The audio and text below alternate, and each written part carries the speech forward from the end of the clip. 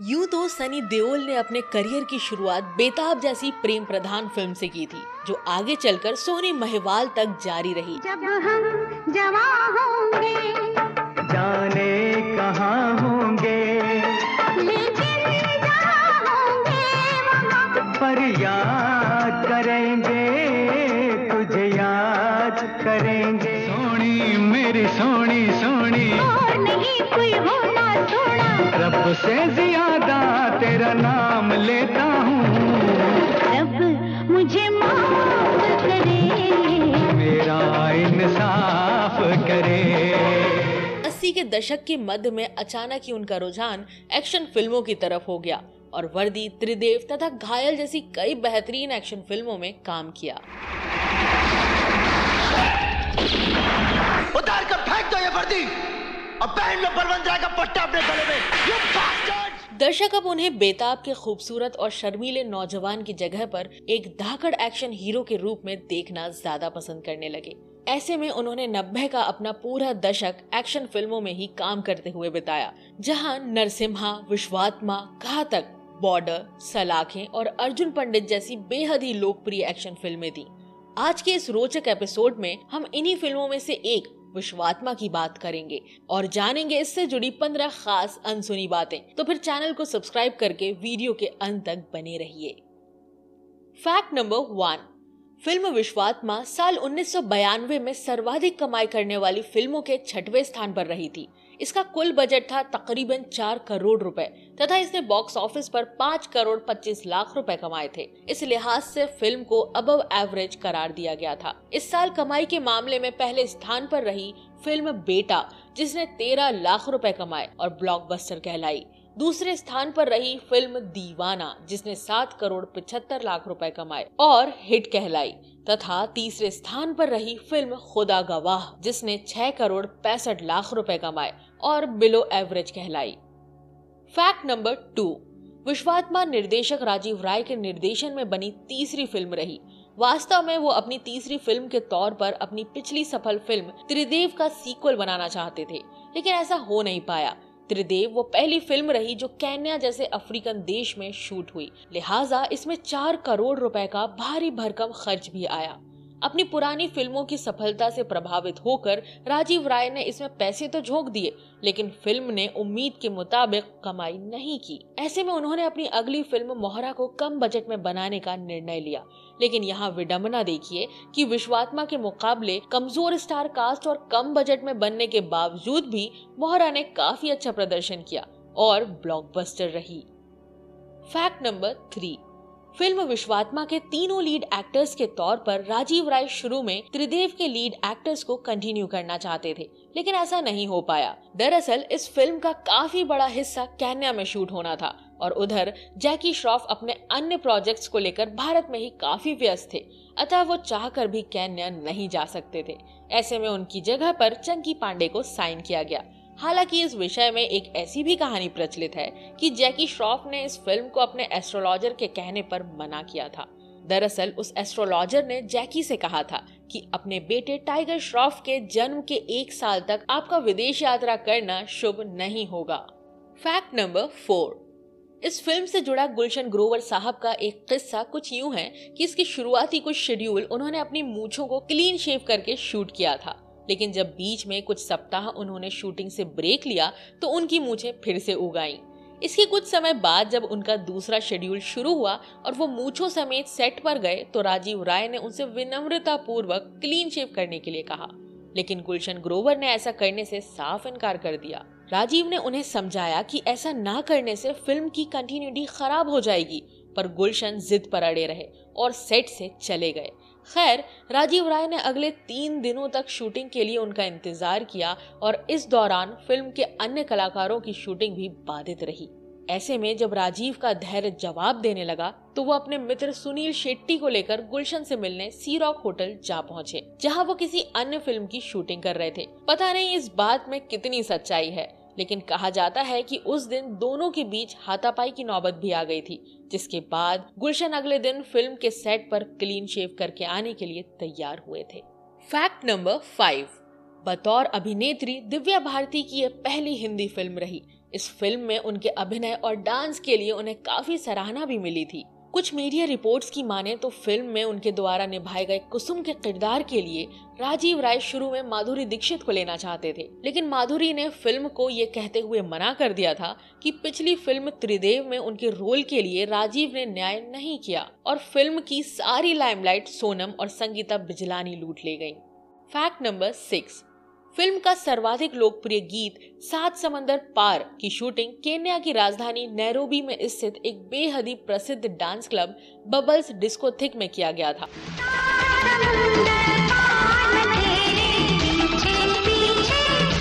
इस गाने के कारण दिव्या भारती उन दिनों रातों रात स्टार बन गई थी। सालों बाद जाकर वर्ष 2014 में दिव्या को श्रद्धांजलि देने के लिए उनके पति साजिद नाडियावाला ने इस गीत को अपनी फिल्म किक में प्रयोग किया था। इस गाने को रीयूज करने के लिए साजिद नाडियावाला ने इसके कॉपीराइट ओनर सारेगामा म्यूजिक को 1.5 करोड़ रुपए चुकाए थे।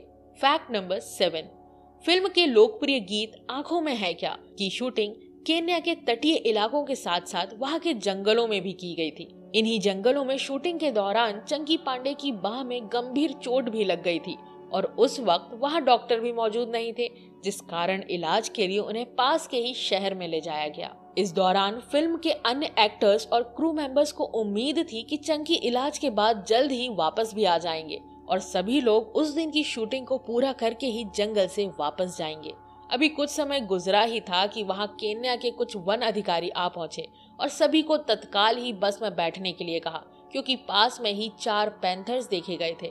वहां उपस्थित सभी क्रू मेंबर्स ने उन वन अधिकारियों से आग्रह किया कि वो उन पैंथर्स को देखना चाहते हैं। अभी ये सब बातें हो ही रही थी कि उनके बस के पीछे से एक शेर गुजरता है, जिसे देखकर सभी मेंबर्स की सिट्टी पिट्टी गुम हो गई और उन्होंने जल्द से जल्द उस जंगल से निकलना ही मुनासिब समझा।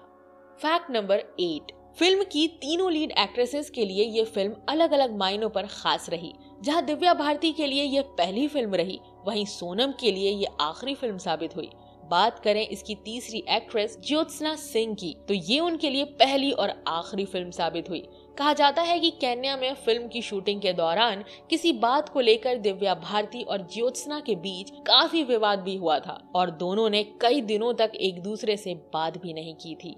फैक्ट नंबर 9, फिल्म के म्यूजिक डायरेक्टर वीजू शाह कहते हैं कि इस फिल्म की असफलता के बाद बहुत सारे लोगों ने राजीव राय को सलाह दी कि वो अपनी अगली फिल्म मोहरा के संगीत के लिए किसी और को चुने, लेकिन राजीव राय इस बात को भली भांति समझते थे कि वीजू के संगीत में कोई खराबी नहीं है, क्योंकि उन्होंने जितनी मेहनत फिल्म त्रिदेव के संगीत के लिए की थी उतनी ही मेहनत इस फिल्म के लिए भी की है। इस तरह से लोगों के लाख कहने के बावजूद राजीव राय ने वीजू शाह को फिल्म मोहरा के संगीत की कमान सौंप दी। फैक्ट नंबर 10, फिल्म में ज्योत्सना सिंह के द्वारा निभाई गई भूमिका के लिए राजीव राय की पहली पसंद मनीषा कोइराला थी, जो कि उन दिनों फिल्म सौदागर को लेकर सुर्खियों में थी। उस समय आए दिन अखबारों में मनीषा को लेकर खबरें छपती रहती थी, जिनमें खास तौर से इस बात का जिक्र रहता था कि सुभाष घई मनीषा कोइराला नामक एक नई अभिनेत्री को लेकर आ रहे हैं, जो नेपाल के 22वें प्रधानमंत्री विशेश्वर प्रसाद कोइराला की पोती हैं। इसी से प्रभावित होकर राजीव राय ने भी उन्हें अपनी फिल्म में साइन करने का सोचा, लेकिन उन्हें पता चला कि सुभाष घई ने मनीषा से एक कॉन्ट्रैक्ट साइन करवा रखा है, जिसके अनुसार वो सौदागर की रिलीज तक किसी अन्य फिल्म में काम नहीं कर सकती। फैक्ट नंबर 11, पिछली फिल्म त्रिदेव के संगीत तिरछी टोपी वाले की जबरदस्त सफलता को देखते हुए इस फिल्म में भी नसीरुद्दीन शाह और सोनम पर वैसा ही एक गीत फिल्माया गया। इस गीत के बोल थे, दिल ले गई तेरी बिंदिया। राजीव राय और वीजू शाह को उम्मीद थी कि फिल्म को लोकप्रिय बनाने में ये गीत बेहद ही अहम भूमिका निभाएगा, लेकिन ऐसा कुछ भी नहीं हुआ और फिल्म के एक अन्य गीत सात समंदर पार ने सारा लाइमलाइट लूट लिया। फैक्ट नंबर 12, फिल्म के क्लाइमेक्स में नसीरुद्दीन शाह के किरदार को एक ऐसे चैम्बर में बंद कर दिया जाता है जो धीरे धीरे पानी से भरता जा रहा है। ये दृश्य नसीरुद्दीन शाह की ही एक अन्य पुरानी फिल्म से कॉपी करके फिल्माया गया था। अगर आपको याद न आ रहा हो तो बता दूं कि वो फिल्म थी साल 1988 की हीरो हीरा लाल। उस फिल्म में नसीरुद्दीन शाह को ऐसे ही पानी से भरे एक चैम्बर में बंद हुआ दिखाया गया था। फैक्ट नंबर 13, राजीव राय और सुनील शेट्टी की मित्रता जग जाहिर है। कहा जाता है कि बलवान फिल्म की जगह पर शुरू में सुनील शेट्टी इसी फिल्म से डेब्यू करने वाले थे और फिल्म में चंकी पांडे वाला रोल करने के लिए वो काफी उत्सुक भी थे। लेकिन राजीव राय ने उन्हें समझाया कि यह फिल्म का तीसरा लीड रोल है, जबकि तुम्हें ऐसी फिल्म से डेब्यू करना चाहिए जिसके तुम एकमात्र लीड एक्टर हो। साथ ही राजीव ने उनसे वादा किया कि मेरी अगली फिल्म में तुम्हें बतौर लीड एक्टर अवश्य मौका दूंगा। इस तरह से राजीव राय ने वादा निभाते हुए अपनी अगली फिल्म मोहरा में सुनील शेट्टी को बतौर लीड एक्टर साइन किया। Fact number 14। भले ही फिल्म के गीत सात समंदर पार के लिए विजू शाह को खूब वाहवाही मिली थी, लेकिन उस वाहवाही के असली हकदार तो कोई और ही है। दरअसल ये गीत साल 1988 में आए एक British pop song pet shop boy से कॉपी करके बनाया गया था, जो कि ब्रिटेन में उन दिनों इतना मशहूर हुआ था कि लगातार 3 सप्ताह तक यूके चार्टबस्टर्स में पहले स्थान पर काबिज रहा। Fact number 15। Chunky Pandey shooting के उन दिनों को याद करते हुए कहते हैं कि फिल्म में दिखाए गए एक कैसीनो सीन के दौरान मुझे वहां काम कर रहे कर्मचारियों के ड्रेस में दिखाया जाना था। मैं उस दिन शूटिंग में ब्रेक के दौरान जब धूम्रपान के लिए बाहर निकला तो वहां जुआ खेलने आए एक व्यक्ति ने मुझे अपनी कार की चाबी सौंपते हुए उसे पार्क करने के लिए कहा। अपने कैरेक्टर का मजा लेने के लिए मैंने उसकी कार पार्क कर दी, लेकिन हद तो तब हो गई जब उस व्यक्ति ने मुझे टिप ऑफर किया। हालांकि जब वो व्यक्ति कैसीनो के अंदर गया और मुझे एक्टर के तौर पर कैमरे के आगे देखा तो उसे बेहद शर्मिंदगी हुई और शूटिंग के बाद मुझसे माफी मांगते हुए कहा, मुझे नहीं पता था कि आप कोई एक्टर हैं, मैं तो आपको इस कैसीनो का कर्मचारी समझ बैठा था। तो ये थी साल 1992 में आई सनी देओल की बेहद ही लोकप्रिय फिल्म विश्वात्मा पर हमारी एक विशेष प्रस्तुति। उम्मीद है कि ये वीडियो आपको बेहद ही पसंद आई होगी। अगर वीडियो पसंद आई हो तो इसे लाइक और शेयर भी कर दें तथा ऐसी ही दिलचस्प वीडियोस की नोटिफिकेशन पाने के लिए चैनल को सब्सक्राइब करके बेल आइकॉन में ऑल का बटन दबा दें। धन्यवाद।